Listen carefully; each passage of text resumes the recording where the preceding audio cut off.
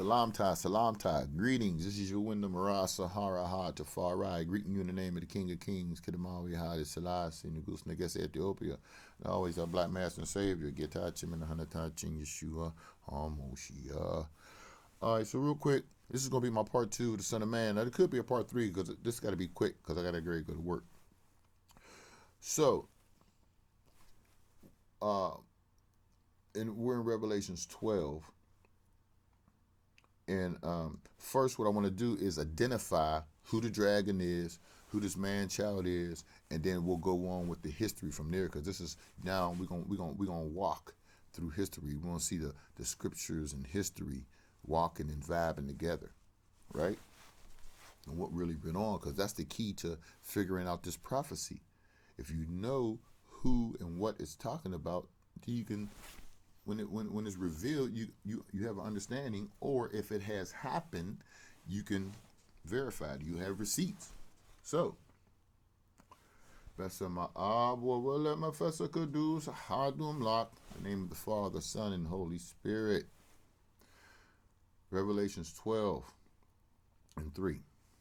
And there appeared another wonder in heaven, and behold, a great red dragon, having 7 heads and 10 horns, 7 crowns upon his head.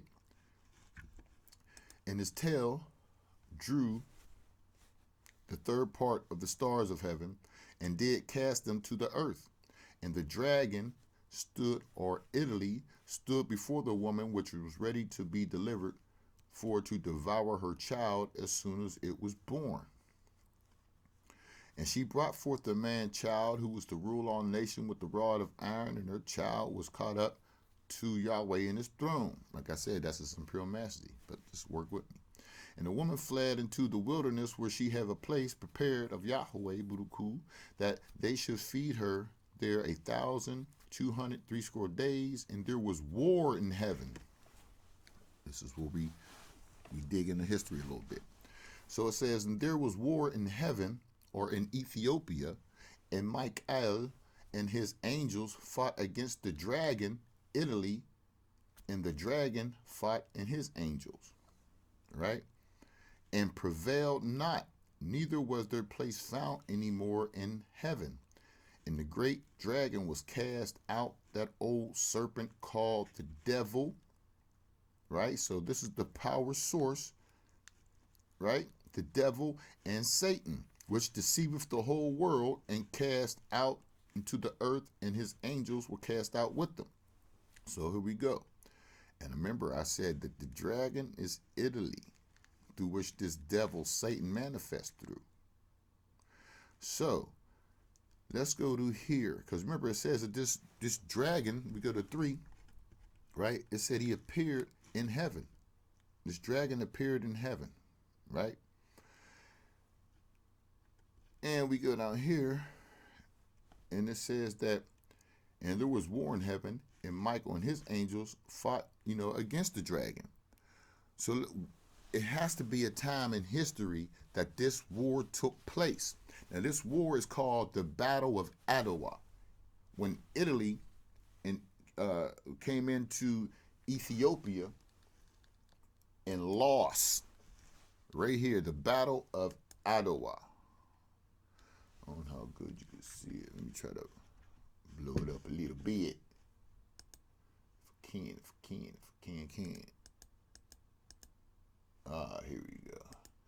Here we go. On March 1st, 1896. Remember that, 1896. A massive Ethiopian army routed Italian forces at the Battle of Ottawa. The battle marked the largest military triumph of an African state over a European army in the 19th century, and helped Ethiopia retain its independence during Europe's scramble for Africa. In this lesson, students read 3 different textbook accounts of the battle, 2 American and 1 Ethiopian, to investigate the question, how did Ethiopia defeat Italy in Ottawa? Now you got to remember, this battle was in what? 1896. His Imperial Majesty was born in 1892. So in 1892, His Imperial Majesty was born, right? And in 1896, he would have been 4 years old. So he's still a child, right? But real quick, it says that 12:7 says that, and there was war in heaven in Ethiopia, and Michael and his angels fought. Michael and his angels fought. So let us go to Ross McConan. This is His Imperial Majesty's father, right? This is Ross McConan Wolde, right? Ross or McConan Wolde Michael. What did they say? What was we at? In Revelations 12:7 says Michael, right? And his angels fought against the dragon. So we go here again. You see Michael? Do we see that? This is history. This is receipts of this war in heaven. And His Imperial Majesty was still a child. So what did the dragon Italy come to do? It says that she being with trouble, and there appeared another wonder in heaven. Behold, a great red dragon having 7 heads, 10 horns, 7 crowns upon his head. Now this dragon now represents the Roman Empire. Don't forget, this is Italy, so it's representing the Roman Empire, which emphatically represents the Pope, that beast. And I'm going to show you all that. Okay, got a little bit more time left. So it says, and his tail drew a third part of the stars of heaven and did cast them to the earth, and the dragon stood before the woman. Why? Which was ready to be delivered, for to devour her child as soon as it was born. So that's after the child was born, right?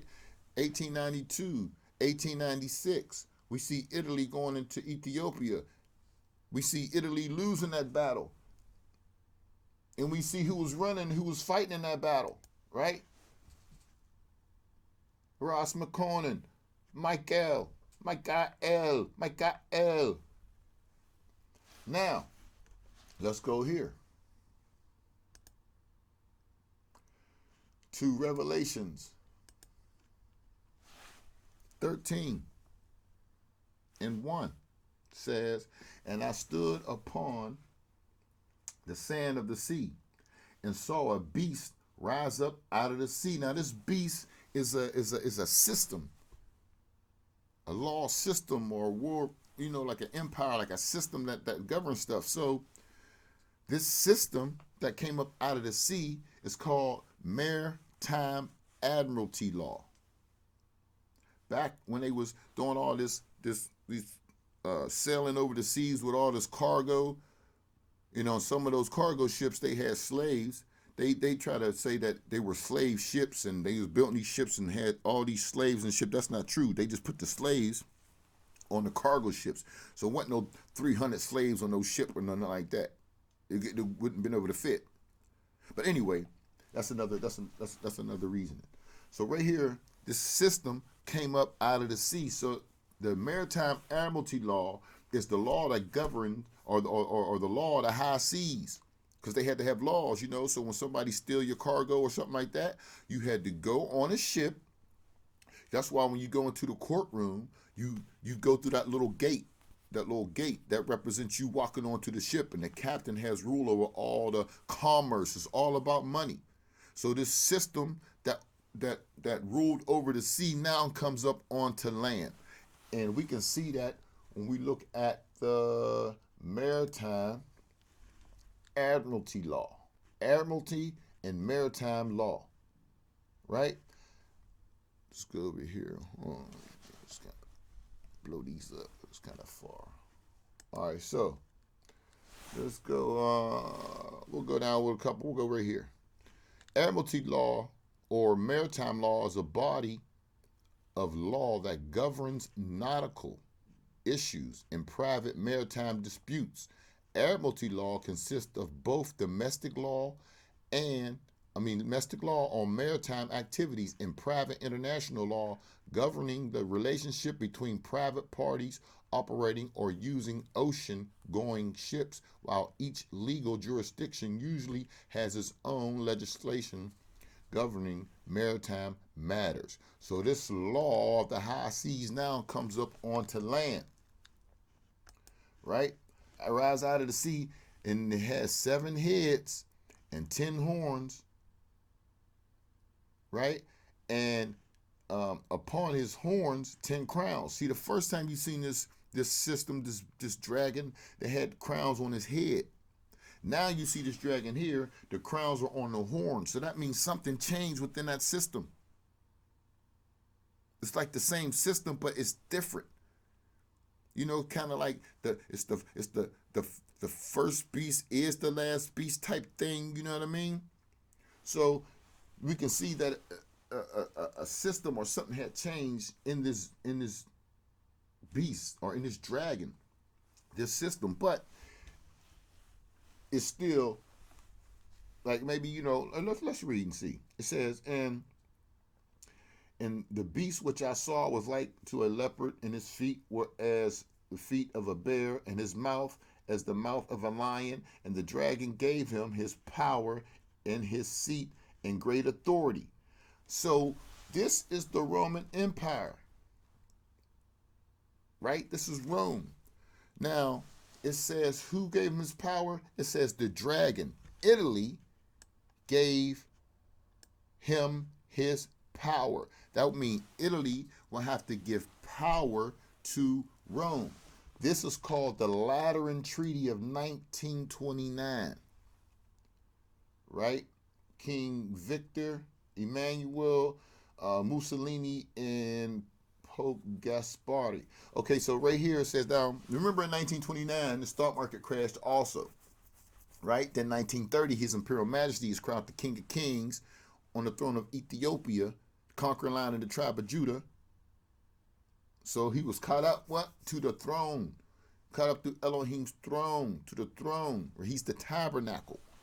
So the Lateran Treaty says that the Lateran Treaty, Italian, Patti, Lateran, whatever, Lateran Pacta, Lateranicia, whatever that is, was one component of the Lateran Pacts of 1929, agreements between the Kingdom of Italy and King Victor Emmanuel III in the Holy See under Pope Pius XI to settle the long-standing Roman question. The treaty and associated pacts were named after the Lateran Palace, where they were signed on 11 February 1929, and the Italian Parliament ratified them on the 7th of June 1929. The treaty, this is it, the treaty recognized Vatican City as independent state under the sovereignty of the Holy See. So Italy, right, recognized Vatican City as an independent state. What does it say here? And the dragon gave him his power and his seat and great authority. Go back to that. Lateran Treaty, okay? Great authority. Now, it says, under the sovereignty of the Holy See, the Italian government also agreed to give the Roman Catholic Church financial compensation for the loss of the Papal States.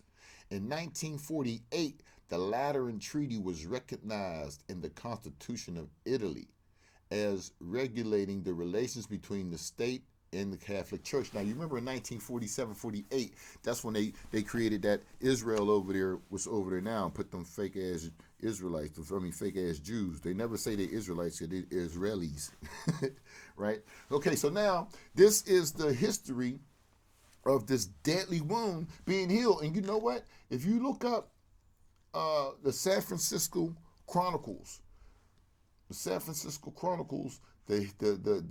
headline for this act right here, for the signing of this Lateran Treaty, says deadly wound healed.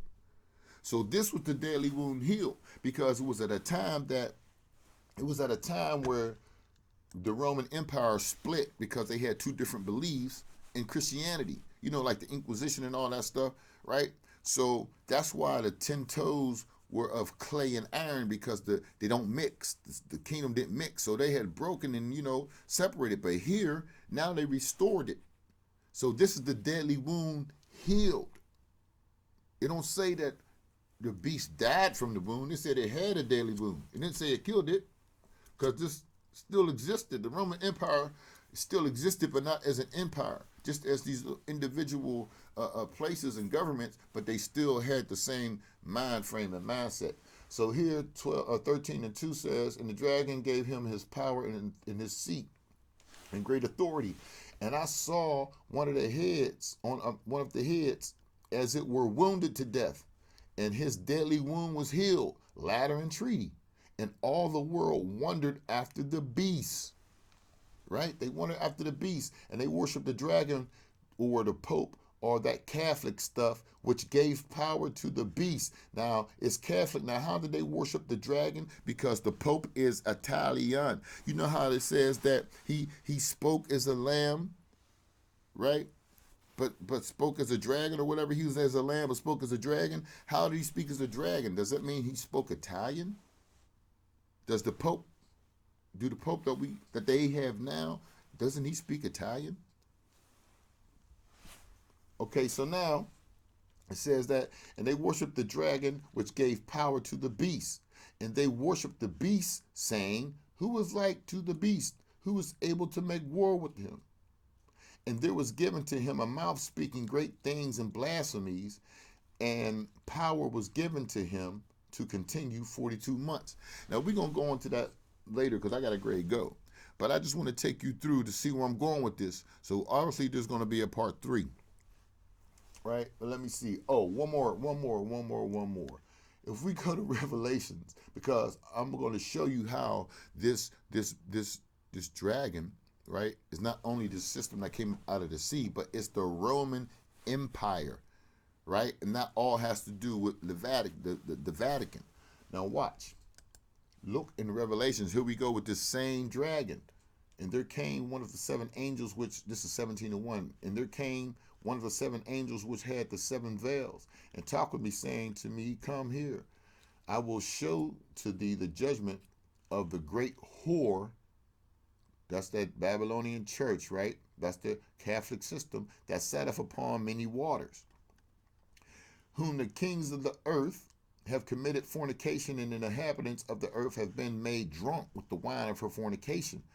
So he carried me away in the spirit to the wilderness, and I saw a woman, church system, Catholic, Rome, right? Catholic, sit upon a scarlet-colored beast full of names of blasphemy. God, Jesus, right? Having 7 heads and 10 horns. And the woman was arrayed in purple and scarlet color, and decked with gold and precious stones, pearls, having a golden cup in her hand, full of the abominations and filthiness of her fornication. So it says the woman was what? How do we know that this is the Roman church? The woman is what? Arrayed in purple and scarlet. Well, let's look at that then. What is this? What is this? Do we see purple and scarlet? Do we see the cup of abomination in his hand right there? Oh, let's see. The Roman Catholic Vatican city-state is indeed the mother. Now, they'll probably say mother of harlots. Let's see. Ah, look at that. Look at that. Oh, the Psychavi, what does it say here? Is indeed the mother of what? Harlots. Okay, so that's just real quick. It's obviously going to be a part 3. So I'm leaving you in Yeshua Shalom. And Jah live forever.